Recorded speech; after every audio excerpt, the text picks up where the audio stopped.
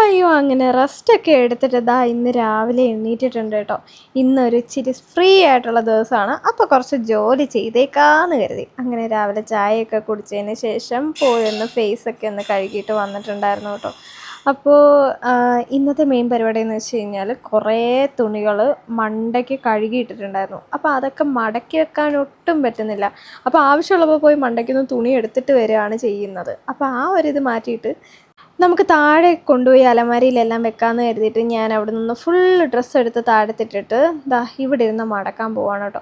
അതിൻ്റെ ഇടയിൽ നമ്മുടെ പിത്തൂട്ടനെ എണ്ണീക്കുകയൊക്കെ ചെയ്തു. പിന്നെ അവനെ കുറച്ച് നേരം ഒന്ന് കളിപ്പിച്ചൊക്കെ ഇരുന്നപ്പോഴത്തേനും നമ്മുടെ രാഹുലേട്ടനാണെങ്കിൽ മീനൊക്കെ പിടിച്ചുകൊണ്ട് വന്നിട്ടുണ്ടായിരുന്നു. ഇന്ന് 3 വരാലിനെ കിട്ടിയതിൻ്റെ സന്തോഷത്തിലാണ് പുള്ളി. അപ്പം 3 നമ്മൾ കൊന്നിട്ട് ഫ്രിഡ്ജ് വെച്ചിട്ടുണ്ട്. പിന്നെ ബാക്കിയുള്ള തുണിയൊക്കെ മടക്കി ഇനിയിപ്പോൾ നേരെ ഫുഡ് കഴിക്കാൻ പോകാം. അപ്പോൾ ഇന്നത്തെ രാവിലത്തെ പരിപാടിയൊക്കെ ഇത്രയും. അപ്പോൾ ഇനി വൈകിട്ട് കാണാം. ബായ്.